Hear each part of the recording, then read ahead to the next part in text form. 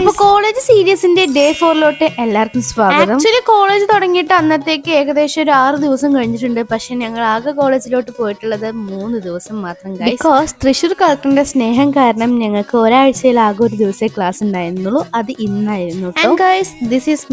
അങ്ങനെ ഞാൻ ഫുഡൊക്കെ കഴിച്ചതിന് ശേഷം നേരെ ഇറങ്ങിയിട്ടുണ്ട്. പിന്നെ ഓരോ ദിവസം കോളേജിലോട്ട് പോകുമ്പോഴും ഇന്നെങ്കിലും ദിവസം നല്ല വൈബായിരിക്കും, എല്ലാവരുമായിട്ട് കമ്പനിയൊക്കെ ആവും വിചാരിച്ചിട്ട് ഇറങ്ങുക. പക്ഷെ അവിടെ എത്തിക്കാൻ അങ്ങനെ നമ്മൾ കോളേജിലോട്ട് എത്തിയിട്ട് പിന്നെ ഇന്നും ആസ് യൂഷ്വൽ ഓറിയന്റേഷൻ തന്നെയാണ്. അപ്പൊ നമ്മൾ ഓഡിറ്റോറിയത്തിലോട്ട് പോയി. നമുക്ക് ഇന്നത്തെ ഫസ്റ്റ് സെക്ഷൻ ഉണ്ടായിരുന്നത് NPTEL അവയർനെസ് പ്രോഗ്രാം ആയിരുന്നു. പിന്നെ അതിനുശേഷം ഞങ്ങൾക്ക് ഓരോ ഇന്റർവ്യൂ കിട്ടിക്കഴിഞ്ഞാൽ ഞങ്ങൾ ഏറ്റവും കൂടുതൽ പോകാറുള്ള സ്ഥലം ബാത്റൂമാണ്. സോ ഞങ്ങൾ അവിടെ പോയി കണ്ണാടി നോക്കി ഞങ്ങൾ അങ്ങോട്ടും ഇങ്ങോട്ടും സംസാരിക്കും. പിന്നെ ഞങ്ങളുടെ ഫേസ് ഒക്കെ റെഡിയാക്കും. അതാണ്. അപ്പം ഞങ്ങൾ അതിനുശേഷം വിചാരിച്ചു ഞങ്ങൾ ലിഫ്റ്റിൽ കയറി വേറെ വേറെ ഫ്ലോസിലോട്ട് പോകാണ്.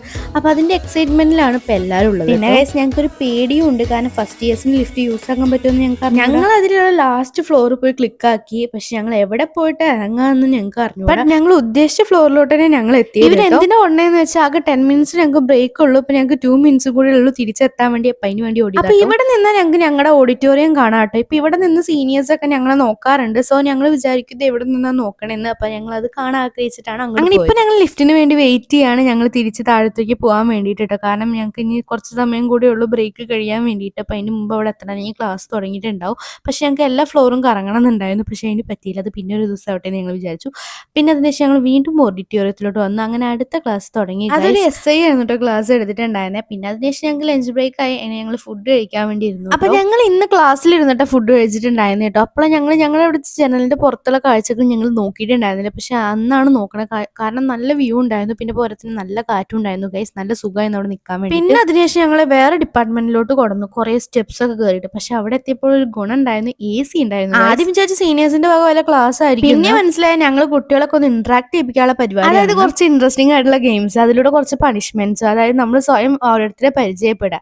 പണിഷ്മെന്റ് പറഞ്ഞാൽ പ്രപ്പോസ് ചെയ്യിപ്പിക്കുക, അങ്ങനെയുള്ള കുറെ കാര്യങ്ങൾ.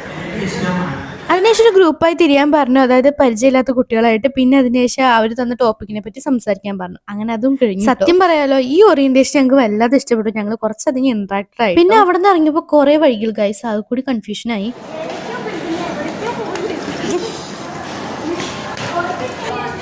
അങ്ങനെ ഏതൊക്കെ വഴിയിലൂടെ ഞങ്ങൾ കോളേജിന്റെ പുറത്തോട്ട് എത്തിയിട്ടുണ്ട്. ഇപ്പൊ ഞങ്ങൾ ബസ് സ്റ്റോപ്പിൽ ബസ്സിന് കാത്ത് നിൽക്കുകയാണ്. എന്റെ ഒരു കാഴ്ചപ്പാടിൽ രാവിലെ കോളേജ് എത്തുമ്പോൾ ഒരു വൈബ് ഉണ്ടാവില്ല. പക്ഷെ വൈകുന്നേരം തിരിച്ചാകുമ്പോഴേക്കും ഒന്ന് വൈബായി വരും. പക്ഷെ അപ്പോഴേക്കും വീട്ടിൽ പോകാറാവും. അപ്പൊ ഇത്രയേ ഉള്ളൂ. ബൈ.